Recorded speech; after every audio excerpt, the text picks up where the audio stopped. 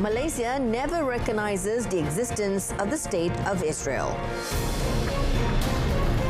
Aid access in Gaza at low point as northern Gaza getting isolated.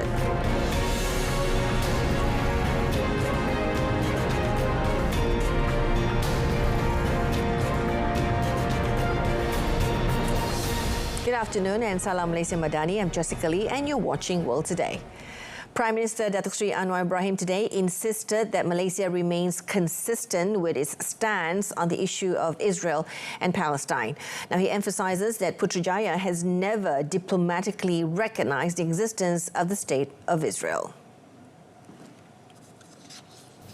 He said that Malaysia did not send embassy officials or establish diplomatic relations with Israel as a protest measure against the oppression of the Palestinian people. The Prime Minister dismissed accusations and claims that he or the Malaysian government is in collusion with Israel, stating that such accusations are baseless and are slander that are deliberately created by certain parties for narrow political interests.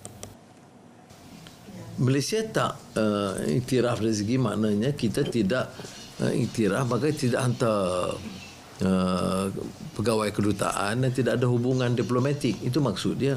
Tapi bagi kita dia tidak wujud. Dia wujud. Dia anggota PBB. Sebab apa saya usulkan di Riyadh bahawa dia harus disingkir dari PBB? Maknanya dia wujud. Jadi orang tanya, apakah Israel wujud? Ya. Apakah ada State of Israel? Yes. Apakah kamu iktiraf? No. Datuk Seri Anwar said Malaysia was the only country that openly raised the Palestinian issue in APEC, even though the main theme of the discussion was economy and trade. He linked the issue to the principle of free trade, which should not deny the rights of the Palestinian people.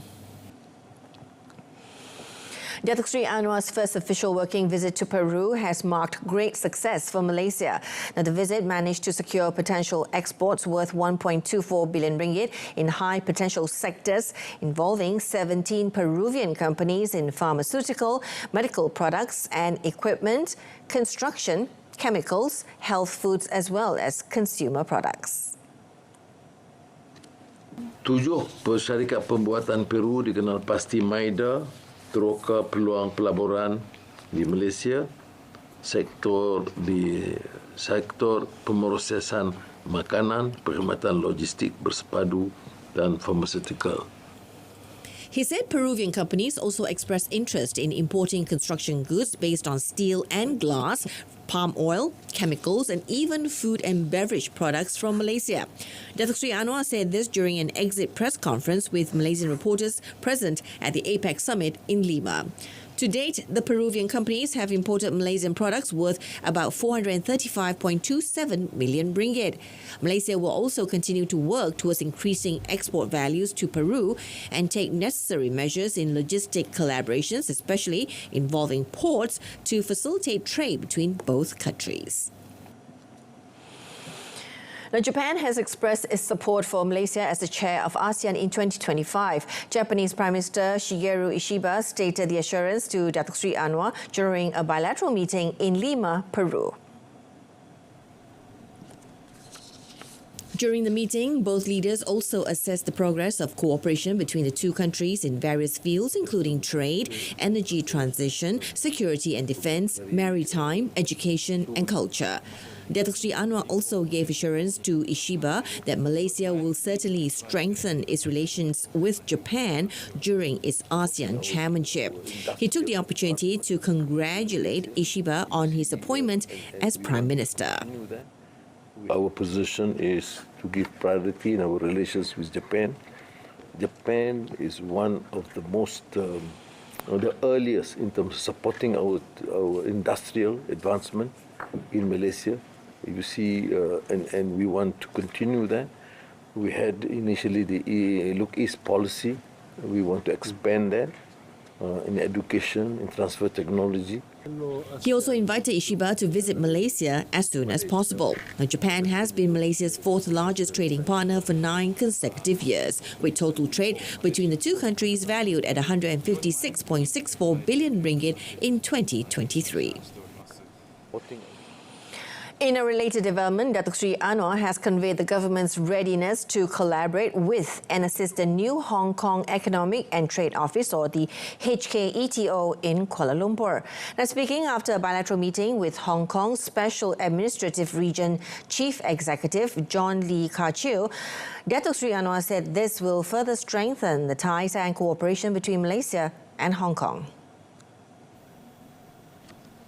During the meeting, the two leaders had the opportunity to consider collaborations in other areas such as investment, trade, education, tourism, semiconductor, information technology, financial services, and people-to-people relations. Hong Kong also invited Malaysia to learn about transportation technology and participate in its Science, Technology and Innovation Hub development project. In 2023, Malaysia and Hong Kong enjoyed a total trade of 105.09 billion ringgit, comprising exports valued at 89.84 billion ringgit and imports worth 15.25 billion ringgit, with the trade balance being in Malaysia's favour.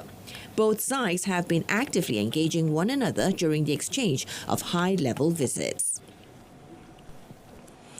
United States President Joe Biden met with Japan and South Korea leaders on Friday as they sought to cement their diplomatic progress ahead of a new Trump administration that many fear could upend alliances worldwide. Now, the meeting came as U.S. relations with Beijing are expected to grow more confrontational after Donald Trump's inauguration, given his promises of sharp tariff hikes. The meeting on the sidelines of the APEC summit in Lima, Peru, brings Biden, South Korean President Yoon Suk-yeol, and Japanese Prime Minister Shigeru Ishiba, who assumed office in October, together in person for the first time. Now, getting South Korea and Japan to work together is considered one of the diplomatic achievements of Biden's soon-to-end four-year term as president. We've now reached a moment of significant political change, and I congratulate the Prime Minister for taking office, and this is likely to be my last trilateral meeting with this important group, but I'm proud to have helped be one of the parts of building this partnership. And I think it's built to last, is my hope and expectation.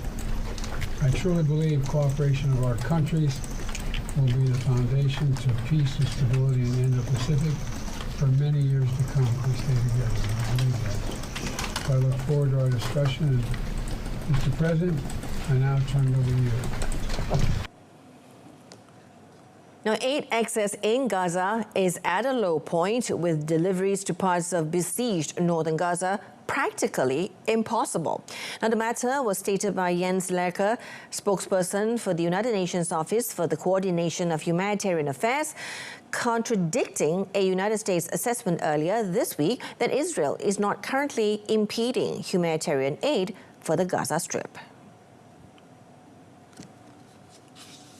From our perspective, on all indicators you can possibly think of in a humanitarian response, of all of them are going in the wrong direction, right?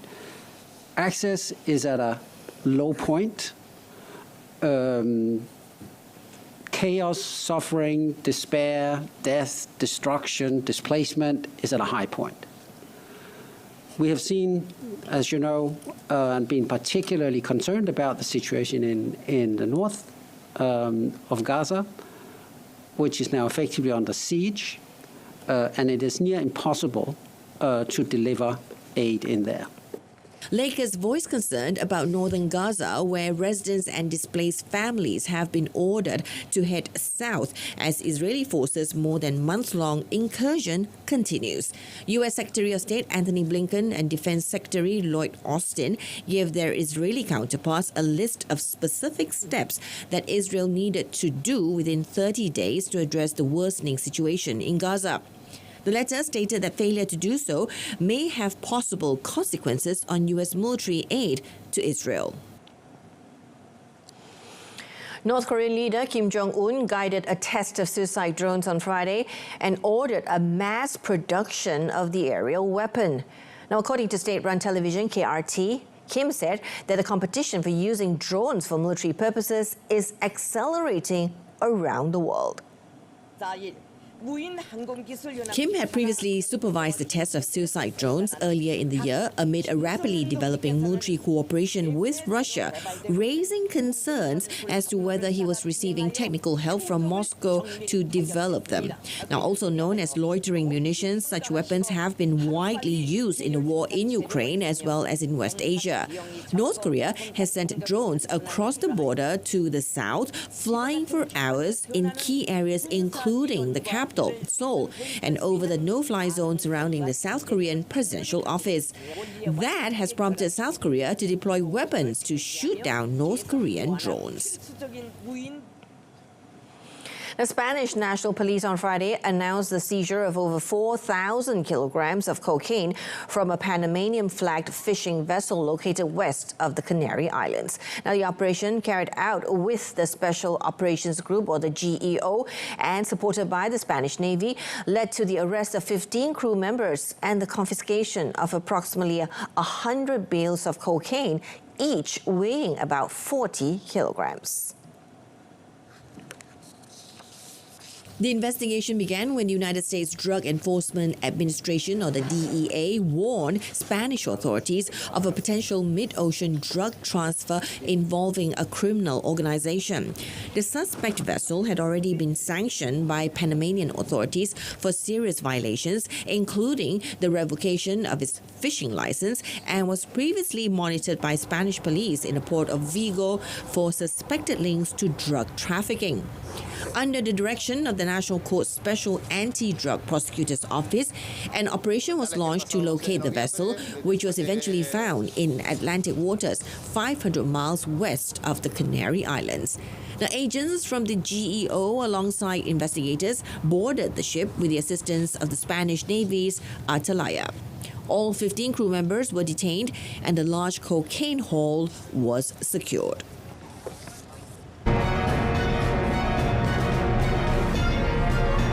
Up next in sports, Ronaldo nets brace as Portugal trash Poland 5-1.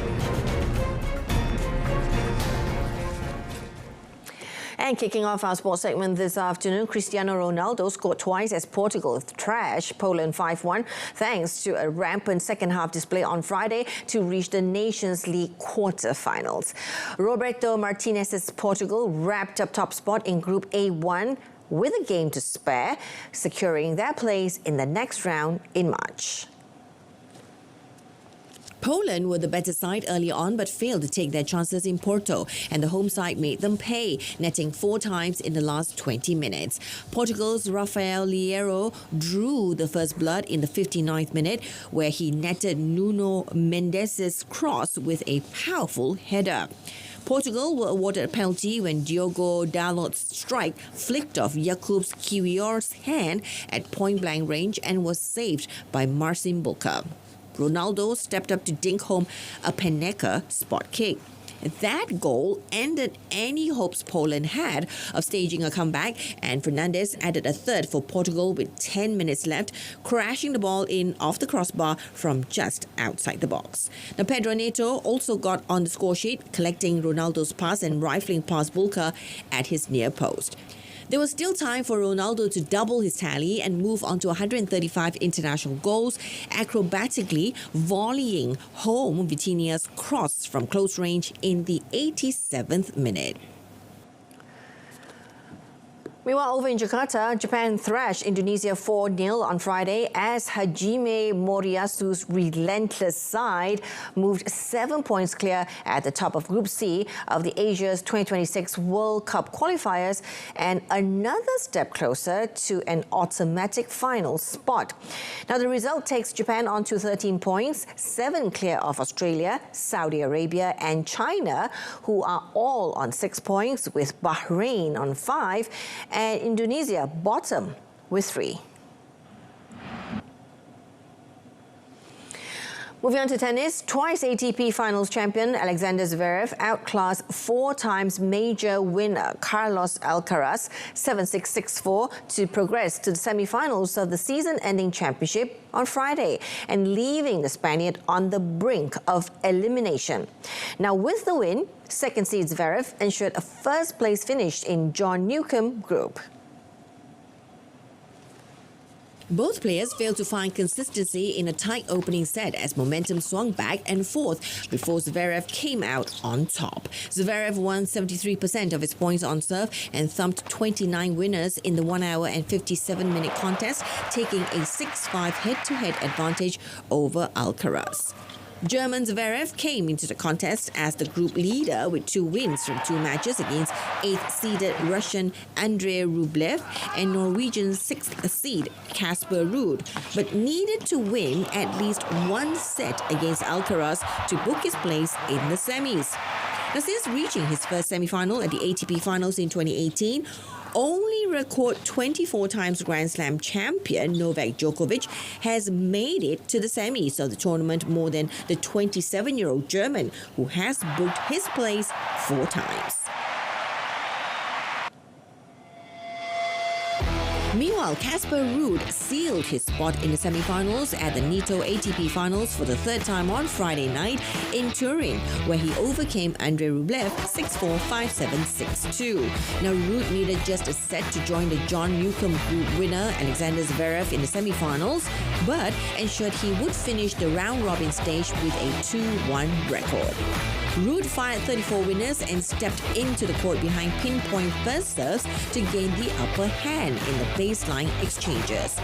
With his 1 hour 45-minute victory, Ruud improved to 3-5 in his Lexus ATP head-to-head series against Rublev. He fell to Novak Djokovic in the title match at the prestigious year-end event in 2022 and also reached the semi-finals on debut in 2021.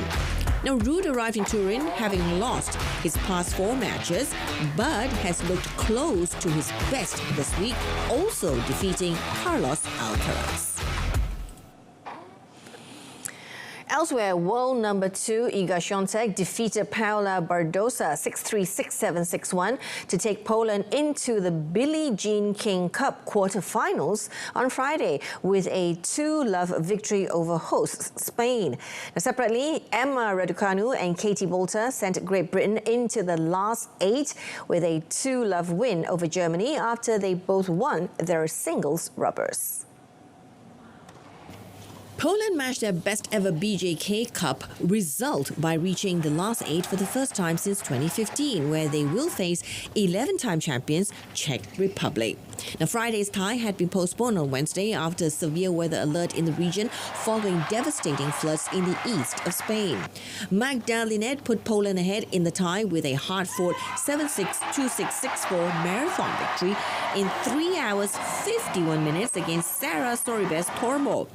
5-time Grand Slam champion Świątek, appearing in the BJK Cup finals for the first time, was given a stern test by world number 12 Badosa, but eventually triumphed by converting her 4th match point. The Germany, who were hoping for their 100th BJK Cup victory, last faced Britain in 1985 and came into the tie as underdogs. Raducanu, playing for the first time since suffering a foot injury in September, largely impressed but needed 6 match points to seal a 6-4, 6-4 victory over Yul Neymeyer. British number 1 Boulter made light work of Laura Sigmund in the second singles match to wrap up the tie with a 6-1, 6-2 triumph. Now, after the German broke in the first game, Boulter won the next 6 to claim the first set in commanding fashion. Now, Boulter sealed her win with a forehand down the line to convert her second match point and set up a last 8 clash with Canada.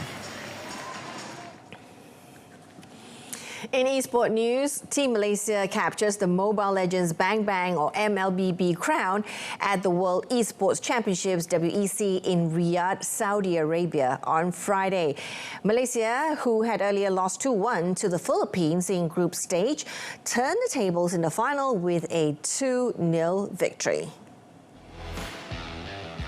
In the final, the Malaysians got off to a perfect start by winning the first game, but had to wait for the second game, which was delayed due to technical issues. Now, Team Malaysia comprised Selangor Red Giants SRG players Hakula Sekis Ahmad Syarul Zaman, Haziq Stormy Danish, Qayyum Arifin Yums Muhammad Suhairi, Ilman Zarif Gojes Zulkifli, and Ilton Lolel Reina, and Amir Zakwan Zak Muhammad Noor from JP Niners. Now, this was the second time a Malaysian MLBB team won a world title. In July, SRG won the Mobile Legends Bang Bang MLBB Mid-Season Cup (MSC) in Riyadh. Team Malaysia pocketed the $70,000 first prize.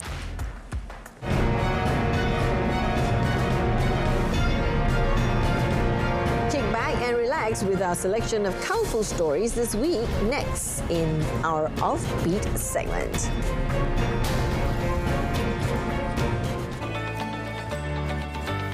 Researchers in South Korea have developed what they claim is a world first, a shape-shifting morphing wheel. The technology shifts between rigid and soft states, offering stability on flat ground, but transforming into a flexible form when encountering obstacles. The design could allow wheelchairs to climb stairs and navigate rocky paths with the wheels changing their stiffness in real time without needing complex machinery or sensors. Principal researcher at the Korea Institute of Machinery and Materials, Song Seung-hyuk, said the wheel's adaptability is inspired by the surface tension of liquid droplets. 휠 같은 경우에는 이제 평지 주행의 장점이 있기 때문에 단단한 원형을 항상 유지를 해야 됩니다. 그래서 이런 상태에서는 장애물을 넘어가는 데 이제 한계가 있었다면 저희 휠은 이제 장애물을 넘어갈 때뿐만 아니고 평지에서는 동그란 형태를 유지하고 장애물을 넘어갈 때는 말랑하게 바뀌기 때문에 기존 휠하고 가장 큰 차이점이라고 말씀드릴 수 있겠습니다. Now, this technology allows the wheels to overcome obstacles up to 1.3 times their radius and reach speeds of 30 kilometers per hour. The research team sees vast potential for this wheel in a range of applications from personal mobility devices to industrial robots.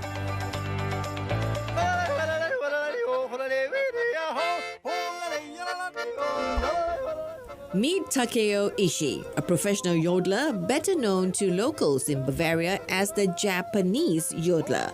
The 77-year-old moved to Europe in his 20s with the intention of studying mechanical engineering, but ended up pursuing his true passion, yodeling.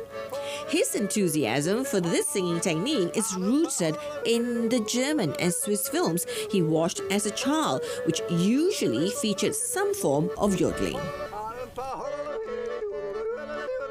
Ja, und in Japan habe ich mit meiner Mutter ins Kino gegangen und dann Kino habe ich gesehen viele deutsche Filme oder Schweizer Filme und der Berg, der Natur und der Hintergrundmusik war oft so Zittermusik, Alpenmusik und noch Jodeln. Und dann beim Jodeln fasziniert, weil Jodel ist schon irgendwie eine Alpen, die Berge hinter dem Kopf kommt und dann das sehr schöne Atmosphäre. Und dann habe ich gedacht, Jodeln möchte gern, weil Jodeln ist cool ist. Ichi's yodeling career began when he visited a friend in Zurich and performed in a bar. Now, the owner was so impressed by the young Japanese man's skills that he offered him a room and a job on the spot. His parents, however, were not so thrilled with this sudden change to their son's career's path. But as Ichi became more and more successful, they came to accept his choice. Now, one of Ichi's biggest hits, a 2017 collaboration with American band the Gregory Brothers, has over 28 million views on YouTube. And nowadays, he's trying to conquer TikTok. Machen Menschen glücklich und dann wenn ich jodele, selber bin ich glücklich. Und dann Freude, und wenn man Stress hat und dann jodelt man und dann der Stress geht weg und dann zum Lachen gibt's, ne? Und Jodel ist auch gesund. Wenn man, wenn man jodeln möchte, dann sollte man ein bisschen Gesundheit achten. Dann trinkt man, also sauft man nicht und dann raucht man nicht. Now, Ishi has spent over 50 years of his life yodeling, and he has no plans to stop. Ich weiß nicht, wie älteste Jodeler auf der Welt gibt. Ich werde vielleicht der älteste Jodeler der Welt. So weit ich weiter, bis meine Stimme nicht mehr geht. At 88 years old, Plutarchos Poliakas proved that age is no barrier to determination by completing the 41st edition of the authentic Marathon of Athens in 6 hours and 31 minutes, 18 minutes faster than last year.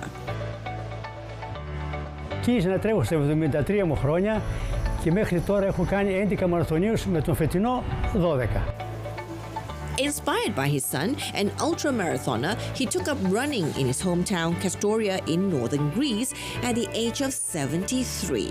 Now this marks his 12th time completing the iconic 42.195-kilometer race from the tomb of Marathon to the Panathenaic Stadium. As he said, people often don't believe his age when they see him running a marathon. Μ' αρέσει πολύ το τρέξιμο, μ' αρέσει να βαδίζω και μ' αρέσει γιατί κάνω καλό στον εαυτό μου. Δίνω και παράδειγμα στους μικρότερους και μεγαλύτερους να μπορούν να τρέχουν. In his training routine, he runs 4 to 5 kilometers daily and up to 20 kilometers on weekends. Η προπόνηση συνδυάζεται με το μυαλό. Πρέπει και το μυαλό να συμφωνεί με αυτό που κάνεις. Για να μπορείς να φτάσεις εκεί στον προορισμό που έχεις βάλει στόχο.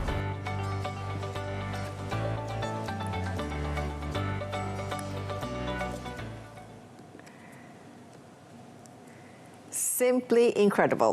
That's it from us this afternoon. In our top story, Malaysia consistent with its stance to never recognize the existence of the State of Israel.